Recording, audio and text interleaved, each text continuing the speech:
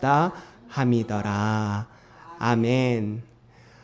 오늘은 여러 시험을 이기는 한나라는 제목으로 함께 말씀을 나누고자 합니다. 큰 은혜가 있기를 소망합니다. 우리 좌우 옆 사람과 함께 인사 나눌까요? 은혜 많이 받읍시다. 은혜 많이 받읍시다. 주님의 은혜가 우리 모두에게 있기를 소망합니다. 심원생마라는 사자성어를 혹시 들어보셨나요? 심원생마. 이 말은요, 원숭이, 말, 이 두 동물의 성질에서 나온 고사성어인데요. 사람이 보기에 원숭이는 조용할 새 없이 이랬다 저랬다 촐랑댑니다. 말은요, 좀처럼 가만히 머물지 못하고 항상 뛰어다니죠. 그런데 심원, 이 사람의 마음이 원숭이처럼 이랬다 저랬다 하고요. 생마, 사람의 생각은 말처럼 늘 어지럽다라는 뜻입니다. 오늘 우리 마음이 어떤가요? 저는 제 마음이 늘 심원생마입니다. 늘 어지러워요. 여러 가지 생각으로 마음이 어지럽습니다.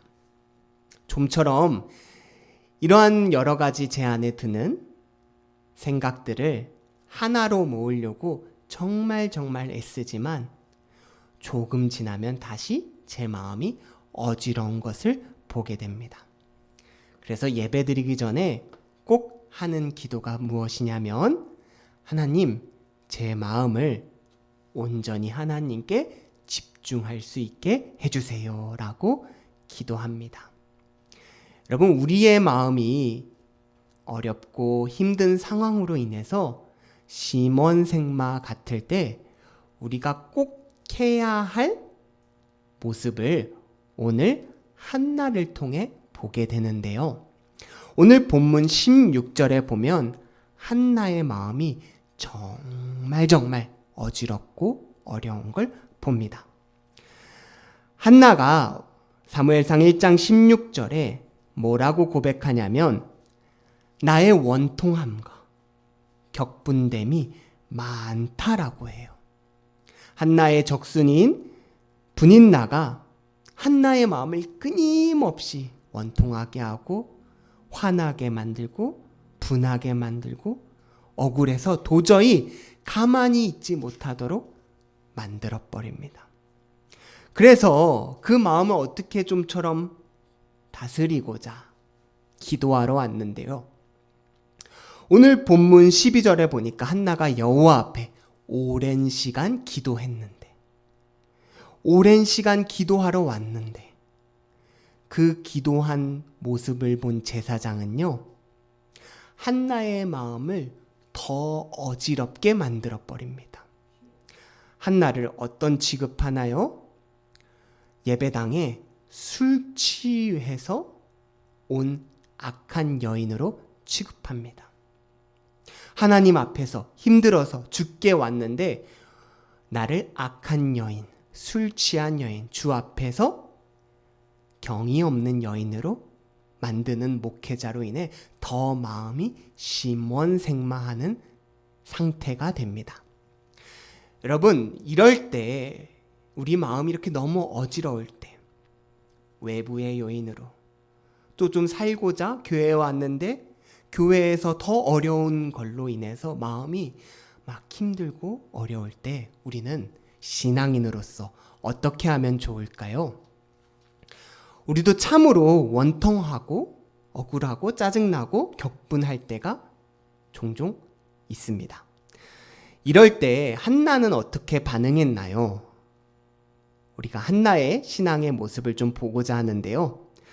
먼저 한나가 분인나의 괴롭힘에 대해서는 어떻게 행동하는지 오늘 본문 10절에 나오는데요. 같이 읽어볼까요? 한나가 마음이 괴로워서 여호와께 기도하고 통곡하며. 아멘. 여러분, 우리가 누군가의 괴롭힘으로 인해, 특별히 관계의 갈등으로 인해 마음이 힘이 들 때는요, 제일 먼저 해야 할 것이 바로 기도입니다. 지금 힘들 때 무슨 마음을 먹어야 하냐면요, 하나님이 나를 다시 강권적으로 기도의 자리에 붙이시는구나. 하나님이 나를 어려움으로 인해 기도하게 해주시는구나 라고 일단 마음을 먹으셔야 됩니다. 저는 예전에 괴로운 상황일 때 더 기도해야지 라는 생각보다 내가 직접 해결 봐야지 라는 생각을 더 강하게 먹었었어요. 기도는 일종의 회피가 아닌가라는 교만한 생각도 했습니다. 기도했으면 신앙의 이름으로 직면하고 싸워야지, 뭔가 새로운 관계 설정을 대화로 풀어나가야지, 끝까지 투쟁해야지 라고 생각했습니다. 기도할 때가 있고 씨름할 때가 있는 거야 라고 생각했는데요, 살아보니 그건 가장 하수의 방법이었습니다. 여러분, 우리는요, 기도하지 않고 내가 풀려고 하는 생각은 사실 신앙인이지만 실상은 세상 사람들과 똑같이 사는 사람과 다름없어요. 우리가 힘들 때, 마음이 어지러울 때 제일 먼저 해야 할 것은, 하나님, 나는 이 상황을 스스로 해결할 수 없습니다. 하나님, 나를 좀 도와주세요 라고 기도하는 거예요. 기도의 능력을 체험하지 못한 사람만이 자기가 직접 가서 해결하려고 합니다. 여러분, 다른 사람은 우리가 바꿀 수가 없어요. 다른 사람을 변화시키는 건 오직 하나님이 하십니다. 여러분, 그래서 우리가 억울하고 힘들고 마음이 울컥하고 우라가 찰 때 제일 먼저 해야 될 것은 일단 기도입니다. 그게 우리에게 가장 유익해요. 기도를 실컷 하고 찬양을 실컷 하고 예배의 자리에서 하나님을 말씀을 들으면요, 제일 유익한 게 뭐냐? 악을 악으로 갚는 실수를 안 하게 되더라고요. 그리고 두 번째 유익은 사건의 본질을 깨달아요. 여러분, 악한 사람에게 내가 똑같이 원통함과 격분함으로 반응하는 것은요, 사실 그 사람이 원하는 대로 행동해 주는 것이고, 또 그 사람에게 나의 약함을 보이는 것임을 보게 됩니다. 사실 그 사람이 나를 이렇게 괴롭히고 놀릴 땐 그 사람이 내가 흥분해서 자신이 원하는 바대로 행동하기를 원하기 때문에 괴롭히는 거예요. 성경은요, 악을 악으로 갚는 걸 그렇게 칭찬하지 않습니다. 성경은 악을 선으로 갚는 걸 장려하고 그럴 때 최고의 잘했다라고 칭찬을 해요. 그런데 우리는 어떻습니까? 목사님, 악을요, 선으로 도저히 못 갚겠습니다. 여러분, 우리는요, 화는 금방 나요. 그런데 용서하는 건요, 굉장히 시간이 오래 걸립니다. 제가 깨닫게 됐어요. 제가 화는 아주 금방 나는데 용서하는 건요, 3년이 지나도 4년이 지나도 용서가 안 돼요. 그래서요, 악을 악으로 갚지 않는 것이요, 정말 어렵더라고요. 성경도요, 악을 악으로 갚지 않고 참아내는 것을 정말 지혜롭다라고 얘기해 주더라고요. 잠언 29장 11절에 보니까요, 어리석은 자는 자기의 노를 다 드러내어도 지혜로운 자는 그것을 억제하느니라. 아멘. 왜 지혜롭다고 할까요? 그 악을 악으로 갚지 않는 걸 왜 지혜롭다고 할까요? 여러분, 우리가 악을 악으로 갚을 때 잃어버리는 게 하나 있어요. 그건 무엇이냐면, 하나님은 나를 통해서 선을 행하고자 하시고 하나님의 원대한 꿈을 이루고자 하시는데, 우리가 악을 악으로 갚을 때 하나님이 원하시는 뜻, 의를 이루지 못한다는 거예요. 여러분, 그래서 분을 내어도 해가 지도록 분을 품지 말라고 바울 사도는 가르쳐 주는 겁니다. 이 다음 말씀이 뭐라고 얘기하냐면요, 마귀에게 틈을 주지 말라고 얘기해요. 여러분, 우리가 화가 넘쳐나요. 그 결과 다투죠. 그럼 그 다툰 나의 모습을 보면서 나에게 실망하면서 울화가 치밀고 우울하고 속상해요. 여러분, 사람이 우울해지고 사람이 화가 나면요, 새로운 것을 하기가 싫어지더라고요. 씻기도 싫고요, 아침에 일어나서 새로운 일을 활기차게 시작하는 것도 싫고 그냥 복수하고 싶은 마음에 악만 내 안에 가득해져요. 그 결과 나를 통해 이루고자 하시는 하나님의 의가 멈춰지고 결국엔 마귀가 역사하는 틈이 내 안에 벌어지는 거죠. 그래서 전도서 7장 9절에 뭐라고 하냐면요, 급한 마음으로 노를 바라지 말라. 노는 우매한 자들의 품에 머무느니라. 여러분, 우리가 악을 악으로 갚지 않고 악을 선으로도 갚지 못하는 그 어려운 상황 속에 놓여 있어요. 이러지도 못하고 저러지도 못하고 아주 끙끙거리죠. 그럴 때 우리가 어떻게 해야 하는지 한나가 오늘 가르쳐 주더라고요. 여러분, 한나가 정말 분인나가 괴롭히고 업신여겼어요. 이게 매년 지속되는 아주 한나를 힘들게 하는 어려운 일이었습니다. 너는 사람도 아니야. 너는 자녀도 못 낳는 여인이야. 아주 나쁜 말로 한나를 늘 괴롭혔습니다. 그때 한나가 어떻게 반응하나요? 악을 악으로 갚나요? 아니면 그런 분인나를 찾아가서 선을 행동하나요? 아니요. 한나는 어떻게 하냐면요, 울었습니다. 여러분, 하나님 앞에 한나는 울었습니다. 한나는 너무너무 속상해서 이 문제를 가지고 하나님 앞에 가서 눈물로 기도했어요. 금식했어요. 세상적으로 볼 때요, 이런 한나의 모습은 굉장히 바보처럼 보입니다. 야, 너 왜 그렇게 당하고만 살아? 너 가서 싸워야지, 다퉈야지 라고 부추기는 사람이 왜 한나 곁에 없었겠어요? 여러분, 근데 한나는 그런 사람들의 말에 따라 행동하지 않고 하나님 앞에 가서 울었어요. 여러분, 우리 곁에 너 그렇게 살면 안 돼 라고 하는 사람들이 있죠. 그런데 그런 사람들은 사실 신앙인이 아니라 쌈 붙이는 사람들이에요. 하나님의 이름으로 선동하는 사람입니다. 그런 사람들이 내게 있다면 사실 유익한 사람이 아니에요. 나를 통해 자기의 유익을 구하고자 하는 교묘하고 악한 자들입니다. 여러분, 하나님이요, 우리에게 바라시는 모습은요, 너의 그 어려움을 가지고 나에게 와서 눈물로 울고 기도하라라는 거예요. 여러분, 우리가 눈물로 울고 기도하면 하나님께서 우리의 눈물을 보십니다. 여러분, 후에 한나의 눈물은요, 사무엘을 낳는 기도가 돼요. 한나의 눈물은요, 사무엘로 열매를 맺습니다. 우리가 눈물로 씨를 뿌리는 자는 반드시 기쁨으로 곡식단을 거두리로다 라고 하나님이 가르쳐 주셨어요.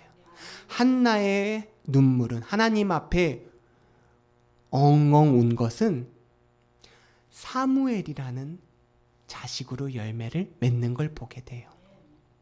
그런데 분인나는요, 무얼 열매를 맺었나요? 성경에 분인나가 낳은 자녀가 여럿인데 성경에 그 이름이 하나도 기록되어 있지가 않습니다. 여러분, 자녀로서 엄마 분인나를 보면서 자식들이 뭘 배웠을까요? 우리 어머니 분인나가 살아가는 삶의 방식, 자그마한 거 가진 것으로 한나를 괴롭히는 그런 모습을 보면서 너 투쟁하고 뺏어야 돼, 짓밟아야 돼라는 그런 모습을 보이는 분인나를 통해서 자식들이 어떤 열매를 맺겠습니까? 그 안에 하나도 선한 열매를 맺을 수가 없어요. 그런데 고난을 이기는 눈물의 한나의 방식은요, 자녀들로 하여금 무엇을 배우게 할까요? 얘들아, 우리에게 지금 엄청난 고난이 있단다. 이 고난을 우리가 어떻게 해결하면 좋을까? 그래, 우리 눈물로 같이 기도하자. 하나님이 일하심을 함께 믿고 기도하자. 함께 하나님의 일하심을 기대하며 담대하게 오늘을 살아가자. 성도님들께서는 자녀들에게 무엇을 가르쳐주고 싶으신가요? 세상에서 악하게 승리하는 방법을 남겨주고 가르쳐줄 것인가? 아니면 세상에서 너무 지치고 힘들어서 하나님 앞에 울고 하나님 앞에 엎드리고 하나님 앞에서 나아가 기도하는 것을 가르쳐주고 싶으신가요? 여러분, 저는 100번 후자를 선택할 것입니다. 참으로 신기한 거는요, 눈물의 기도를 해본 사람만이요, 기도의 능력을 전한다라는 거예요. 여러분, 그리고 눈물의 기도를 해본 사람이 기도의 능력을 알아서 기도의 생명을 전하고 가르칩니다. 전수해 줍니다. 여러분, 기도 안 하는 부모 밑에서 기도하는 자녀가 절대로 나올 수가 없어요. 어거스틴의 어머니, 존 웨슬리의 어머니, 기도하는 눈물의 여인의 특징은요, 자녀를 기도하는 자녀로 만든다라는 거예요. 그것이 나라의 자산이 돼요. 사무엘은요, 이후에 나라의 위기 앞에, 재난 앞에 가장 먼저 뭘 선포하냐면 우리 눈물로 기도하자라고 백성들 앞에 외쳐요. 우리 하나님께 정말 잘못했다고 눈물로 회개하자라고 사람들 앞에 외칩니다. 여러분, 그 기도의 능력을 전수해 준 사람이 누구일까요? 한나예요, 한나. 내가 눈물로 기도했더니, 내가 해결할 수 없는 분인나의 그 상황 속에서 눈물로 기도했더니 하나님이 응답해 주시더라. 그 산 능력의 경험의 체험이 사무엘에게 능력이 된다라는 거예요. 그게 나라의 자산이 된다라는 거예요. 여러분, 제가 말씀을 준비하면서 인터넷에 검색해 보니까요, 기도의 기술이라는 책도 누가 써서 냈더라고요. 이 책의 서문이요, 그리스도인이 세상을 이길 최고의 무기는 기도이다. 이 책은 점점 그 의미와 효력을 상실해가는 기도의 의미와 기술에 대해 설명하고 있다라고 해요. 여러분, 자기계발서도 우리 많이 읽잖아요. 기도도 기술이라는 거예요. 기도하는 어머니는 자신이 몸소 체득한 기도의 기술을 유산으로 자녀에게 남겨줍니다. 여러분, 우리 어머니를 떠올릴 때 우리 어머니 이 상황 속에서 뭐 하셨지? 우리 아버지 뭐 하셨지? 이게 자녀들이 고통 가운데 떠올리는 첫 번째 순서가 돼요. 그때 우리 자녀에게 뭘 물려줘야겠어요? 우리 어머니 마음이 어지러울 때 기도부터 하셨지. 기도하는 습관을 본으로 보여주는 것이 자녀를 기도하는 능력의 자녀로 만들어준다라는 거예요. 지난 시간에 우리가 사무엘서 강해를 처음 시작하면서 붙잡았던 핵심은 한나가 고통 가운데 기도를 시작했다라는 거예요. 남편의 사랑으로도 채워질 수 없는 결핍, 도저히 사람으로는 해결받을 수 없는 이 문제를 한나는 하나님 앞에 기도하며 나아갔다라는 거죠. 여러분, 악을 악으로도 갚지 마세요. 악을 선으로 갚을 수 있으면 제일 좋겠지만 내 마음이 그렇게 안 되는 상황이라면 그냥 하나님 앞에 와서 눈물로 기도하시기 바랍니다. 그럼 하나님이 일하시고 하나님이 그 기도를 통해서 놀라운 일을 행하실 거예요. 두 번째로 한나를 더 어지럽하게 만든 엘리를 좀 보려고 합니다. 한나가 오래 하나님 앞에서 기도했다라고 성경은 상황을 기록해줘요. 그런데 이 기도하는 모습을 곁에서 지켜본 사람이 있었는데 바로 제사장 엘리였습니다. 제사장 엘리는 성소 문 곁에 있는 제사장 자리 앉아서 한나가 기도하는 모습을 봤는데요. 한나가 이렇게 마음을 쾅쾅 치면서 기도하는데 입술은 시종일관 움직이는데 기도 소리가 들리지 않는 거예요. 그걸 보고 제사장 엘리는 이 여인 술이 취해도 단단히 취했구나라고 판단했습니다. 그래서 오늘 본문 14절을 보면 한나를 꾸짖어요. 네가 언제까지 취해 있겠느냐? 포도주를 끊으라 라고 한나를 악한 여인 취급합니다. 여러분, 한나가 이 말을 들었을 때 얼마나 그 마음에 울화가 터져 나왔을까요? 내가 지금 힘들어서 하나님 앞에 내 마음을 쏟고 있는데 나의 제사장은 내 아픔과 슬픔 공감하지 못하고 내 아픔과 힘듦을 이해하지도 못하고 포도주를 끊으라 라고 외치고, 여러분, 이 말을 제사장이 엘리가 어떻게 말했겠는지 한번 상상해 보자고요. 어떠한 어조와 어떠한 말과 어떠한 표정으로 했겠냐고요. 아주 예배당에서 술 취한 여인 취급하면서 얘기하지 않았겠어요? 그래서 한나가 뭐라고 얘기하면 1장 16절에 당신의 여종을 악한 여자로 여기지 마옵소서. 악인으로 취급당하는 그 마음이 얼마나 슬프겠냐고요. 아니, 제사장이 지금 영적 구별도 못하고 사건의 진실도 모르고 나의 고통도 모르고 화가 더 뻗치게 되는 거죠. 여러분, 그런데 이런 일이 교회 안에 참 많아요. 안타깝게도 여러분, 우리의 마음을 내 목자가 잘 못 알아준다라는 생각이 들 때가 너무너무 많아요. 여러분, 제가 목자거든요. 여러분, 목자로서 제가 여러분 성도들의 마음을 잘 알려고 너무너무 애써요. 그런데요, 여러분께 한번 질문해 볼게요. 우리 목사님이 나를 하나님의 마음으로 생각해주고 모든 사건에 대해서 하나님의 시선과 하나님의 입장에서 하나님의 조명으로 나를 위로해 준다라는 생각이 드십니까? 여러분, 감사합니다.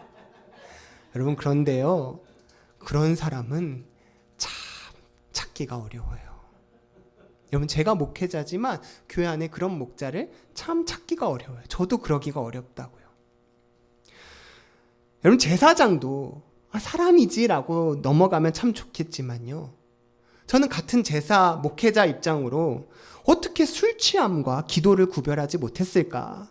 어떻게 엘리는 한나가 기도하는 것도 몰랐을까라는 궁금증이 들더라고요. 여러분, 서당계 3년이면 풍어를 읊는데요, 자리가 사람을 만든다라고도 얘기를 하죠. 엘리는요, 평생을 제사장 자리에서 하나님을 섬긴 사람입니다. 그런 사람이 어떻게 그것 하나 영적으로 분별하지 못했을까? 상식적으로 이해가 안 돼요. 성경은요, 그런데 그 이유를 조금 알려주는데요. 오늘 본문 13절, 한나가 속으로 말하매 라고 얘기해요. 여러분, 기도하실 때 요즘 어떻게 기도하세요? 소리질러 기도하시나요? 하나님, 내가 이렇게 어려움이 있습니다 라고 기도하시나요? 여러분, 그 기도도 굉장히 능력이 있어요. 왜냐하면 그 기도를 듣고 저분이 저런 어려움이 있구나라고 같이 충보할 수 있으니까요. 그런데 그런 내 마음의 어려움을 사실 꺼내기가 싫을 때가 있어요. 그럴 때 우리가 어떻게 하죠? 속으로 하나님께 기도해요. 우리 자주 하는 기도 방법입니다. 그런데 이 당시에는요, 속으로 내가 기도하는 것은 하나님께서 받으시는 기도의 형식이 아니었어요. 이때 하나님께서 받으시는 기도의 형식은 우선 회개하는 제사를 드리고, 그 제사가 마무리되어 갈 때 제사장님, 저에게 이런 소망이, 이런 어려움이, 이런 해결받고 싶은 문제가 있습니다 라고 향과 제물을 준비한 그 예배 의식 가운데 속마음을 제사장에게 꺼내서 제사장이 하나님께 아뢰는 방식이 바로 이 당시의 기도 형식이었어요. 그런데 지금 한나는 제물도 없고 제사장에게 어떤 지침도 묻지 않고 홀로 성소에 들어가서 울면서 기도하는 모습을 보니까 이 엘리 입장에서는 술 취한 여인이라고 판단해 버리는 거죠. 감히 나의 도움도 없이 하나님 앞에 나아가라는 생각을 했을지도 모릅니다. 여러분, 이처럼 기도의 형식이 없는 오해에서 잘못 판단하는 사례가 성경에는 종종 나와요. 사도행전 2장에 보면요, 예수님의 제자들이 성령 받은 다음에 그 시대 관습이 정한 대로 기도하지 않아서 동일하게 한나처럼 술 취했다라는 비난을 받습니다.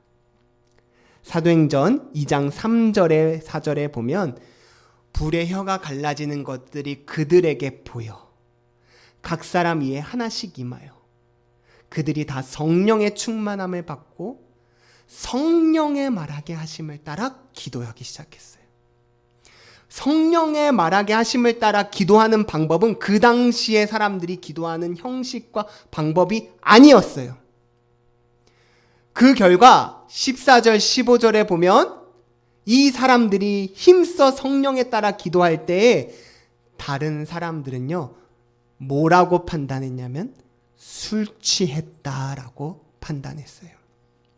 여러분, 우리가 여기서 뭘 깨닫게 되냐면요, 영성이란 무엇인지 깨닫게 돼요.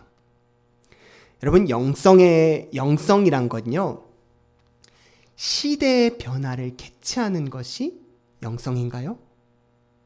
영성이라는 것은 기도의 형식의 변화가 이루어지는 걸 내가 빨리 포착하고 내가 그 기도의 형식대로 나아가는 게 영성인가요? 여러분, 그렇게 영성을 생각할 수도 있어요. 그런데 진정한 영성은요, 하나님의 마음으로 상대방을 바라보는 게 진정한 영성이에요. 담임 목사님께서 제게 늘 하시는 말씀이 계세요. 안 목사, 목사지, 목회자 돼야 돼. 목회자 돼야 돼. 하나님의 마음으로 바라봐야 돼 라는 말씀을 저에게 끊임없이 담임 목사님이 해주세요. 여러분, 절박한 마음을 인간의 마음으로 보는 건 인본주의입니다. 그런데 사람의 마음을 하나님의 마음으로 바라봐 주는 것, 그게 바로 영성이에요. 여러분, 하나님의 마음을 우리가 가지자고 매일 외칩니다. 왜 그렇습니까? 그게 어려운 일이고 잘 안 되기 때문이에요. 우리는 사람의 마음으로 사람을 자주 바라보죠. 그런데 그 절박한 마음을요, 하나님의 마음으로 함께하는 것이 바로 영성이라는 거예요. 여러분, 그 영성의 마음이 없으면 평생을 제사장의 자리에서 하나님을 섬겼더라도 그 사람의 마음을 위로하고 어루만져 줄 수가 없는 걸 오늘 보게 됩니다. 여러분, 제가 목회자로서 기도하는 게 무엇일까요? 하나님, 제가 하나님의 마음으로 이 자리에 서게 해주세요 라고 기도해야 합니다. 저의 기도 제목이고요. 여러분이 저를 향해서 기도해 주셔야 할 것이지요. 한나는요, 이렇게 분인나가 화나게 하고 엘리가 더 억울하게 하는 상황에서도요, 처절하게 자신의 상황을 소명합니다. 그 결과 17절에 보니까요, 엘리가 한나에게 뭐라고 얘기하냐면요, 우리 같이 읽어볼까요? 엘리가 대답하여 이르되 평안히 가라.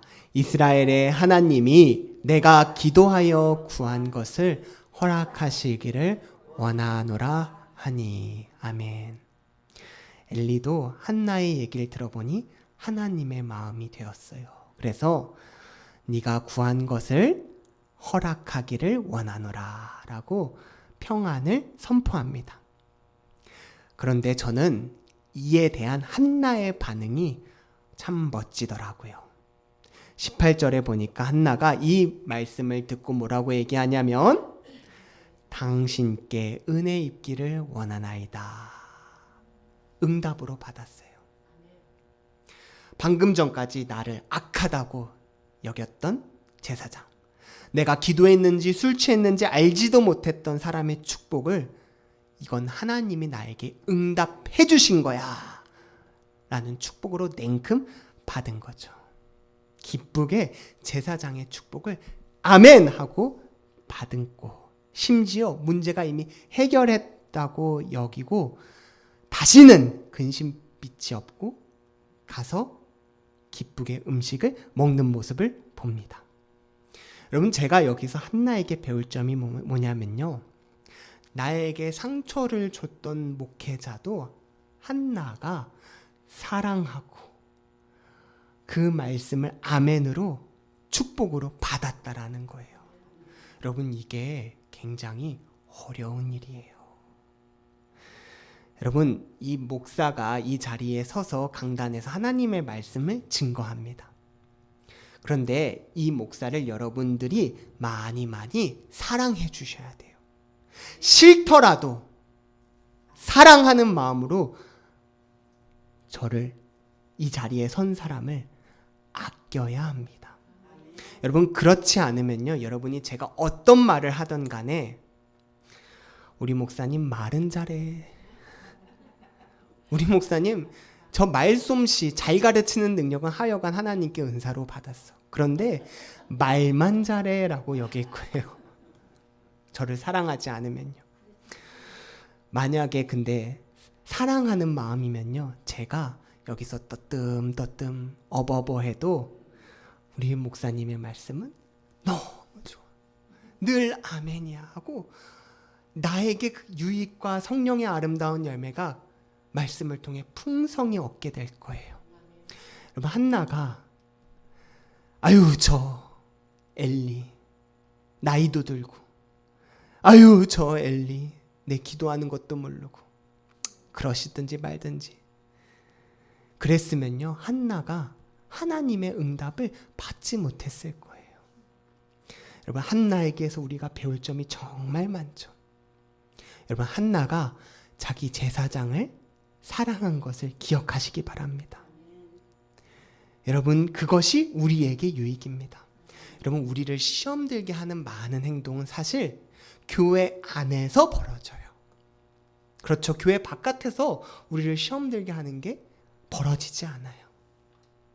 여러분, 우리 회의감이 들 때, 그때마다 내 마음을 지키시길 바라요. 그리고 나의 목자를, 나의 목회자를 사랑으로 아껴주시기 바랍니다. 저는 우리 성도님들의 사랑으로 이 자리에 섰어요. 너무너무 감사해요. 우리 교회가 이런 아름다운 전통을 계속해서 이어나가길 원합니다. 한나가 마침내 아이를 갖게 돼요. 그 아이의 이름을 사무엘이라고 짓습니다. 여러분, 이름은 우리의 정체성을 드러내죠? 우리 목사님께서 여러 아이들의 이름을 지어주세요. 고민하시고 기도하시고 새벽에 끝나자마자 막 메모하시는 거 가서 뭔지 보면 나에게 아이의 이름을 주셨다, 그 이름과 뜻이 무엇인지 라고 해서 축복하는 마음으로 자녀들의 이름을 지어주세요. 한나는 자기의 아이의 이름을 사무엘이라고 지었어요. 사무엘은 내가 여호와께 그를 구하였다 라는 의미입니다. 한나는 내가 잘해서, 내가 뛰어나서 이 아이를 가진 게 아니라 이 아이는 기도에서 태어난 아이입니다. 모든 영광을 하나님께 올려드리는 거죠. 그것이 사무엘의 정체성이 되고 평생의 사무엘을 이끄는 가치관이 됩니다. 나는 하나님께 구하여 태어난 자녀. 그런데 이때 한나가 하나님께 약속한 게 하나 있어요. 오늘 본문 11절인데요. 같이 볼까요? 서원하여 이르되. 아멘. 여러분, 한나가 사무엘을 간구할 때 서원 기도했어요. 여러분, 서원 기도란 무엇이냐면요, 하나님과 사람이 약속을 전제로 하는 기도입니다. 하나님, 뭐뭐뭐뭇을 해주십시오. 그러면 내가 뭐뭐뭐뭇을 하겠나이다. 계약 기도예요. 하나님이 해주시면 나도 반드시 이행할 것을 약속드립니다 라는 기도죠. 보통 우리가 이런 기도 잘 안 해요. 간절할 때 합니다. 뒤가 없을 때 해주시죠. 하나님, 우리 아버지를 살려주시면, 하나님 나의 병을 고쳐주시면, 하나님 나의 자녀를 지켜주시면 내가 하겠습니다라는 간절한 기도가 바로 서원 기도예요. 여러분, 우리가 약속을 할 때 사람과 사람끼리도 약속을 몇 번 어기면 믿기 힘든, 신뢰할 수 없는 사람이야 라고 합니다. 약속을 깨고 없던 취급하는 사람들을 우리가 오래 사귀기 힘들어요. 하물며 사람과도 그러한데 우리가 하나님과 한 약속은 정말 꼭꼭꼭 지켜야 합니다. 성경에 나오는 최초의 서원 기도가요, 야곱이 하나님 앞에서 베델 광야에서 한 서원이에요. 하나님, 저를 다시 건강하게 여기에 돌아오게 하면, 하나님, 제가 평생에 하나님을 따르고 평생에 하나님께 11조를 드리며 내가 하나님을 믿겠습니다 하고 야곱이 하나님께 서원했어요. 그런데 하나님께서 야곱을 돌아오게 해주셨는데 야곱은 하나님께 지켜야 할 약속을 지키지 않았습니다. 그 결과 야곱이 그 땅에 돌아와서 어떤 삶을 살았나요? 하나님 앞에 자기의 인생을 돌아볼 때 나는 험악한 인생을 살았습니다 라고 야곱이 고백해요. 야곱은 자녀가 어려움을 당하는 걸 많이 겪었고, 야곱은 자기 뜻대로 자기 인생을 개척해 보려다가 많은 실패를 겪는 걸 보게 됩니다. 다윗은요, 시편 15편에 여호와의 장막에 거할 수 있는 사람이 누굽니까? 그 자격이 어떻게 됩니까? 라고 할 때 1절에 뭐라고 얘기하냐면요, 여호와의 마음에 서원한 것은 해로울지라도 지키는 사람이라고 가르쳐줘요. 그의 마음에 서원한 것은 해로울지라도 변하지 않고 지키는 사람이 복된 사람이라고 얘기합니다. 여러분, 우리가 서원했어요. 간절해서 하나님 앞에 간구했어요. 그 약속을 우리가 지키기가 어려울 때가 많아요. 그런데 그 약속을 꼭 지키셔야 합니다. 그 약속을 지켜야 합니다. 여러분, 한나가 그 약속을 지켰어요. 그 약속을 어렵지만 하나님께 드렸어요. 그때 하나님께서 그 약속을 받으시고요, 더 큰 열매로 주심을 보게 돼요. 부모에게 가장 큰 기쁨이 무엇이죠? 자녀가 하나님 앞에 바로 서고 나아가서 많은 사람을 하나님께로 인도하는 하나님의 도구가 되길 바라잖아요. 한나에게 가장 소중했던 하나님과의 약속을, 정말 이기기 어려웠던 그 시험을 한나가 기쁨으로 하나님께 드리니까 그 다음에 한나 앞에 사무엘을 기르는 것은 하나님이 인도해 주신 것을 우리는 앞으로 보게 될 거예요. 여러분, 나의 가장 큰 고민, 서원기도, 여러분, 그 약속을 지키기 너무 어려워요 라고 하는 사람은 사실 더 크게 일하실 하나님의 놀라운 소망은 바라보지 못하는 것은 아닌지 우리 한번 함께 묵상할 수 있기를 원합니다. 저도 하나님께 서원기도 했어요. 그때 저를 포기하는 것이 너무 앞갔다는 생각을 했습니다. 그런데 포기하고 하나님께 드리고 나니까 더 큰 상급이 하나님께서 나를 위해 준비하고 계획하고 계셨다라는 걸 오늘도 보고 체험하게 됩니다. 여러분, 기도한 약속을 하나님께서 지키시는 걸, 기뻐하시는 걸 바라보며 더 큰 은혜를 사모하는 우리가 되길 소망합니다. 오늘 한나가 어떻게 시험을 이겼나요? 하나님의 방법으로 이기는 걸 보게 됩니다.